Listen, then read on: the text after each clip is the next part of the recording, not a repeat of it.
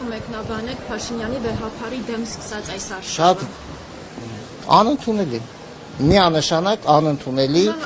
կներեք եւ ավելացնեմ, բամբասանք ուղակի, այն ինչ որ վերագրվում է վեհափար Հայրապետին, դա որակում իբր բամբասանք։ Հիմա այդ արշավը շարունակվում է հատկապես։ Եվ կներեք, ասել եմ, նորից եմ ասում, ավելի լավ է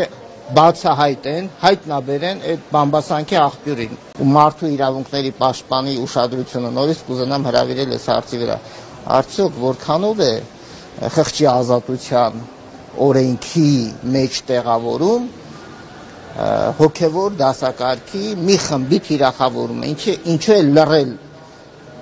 մարդու իրավունքների պաշտպանը, ինչու մինչև այսօր մի հայտարարություն չարեց։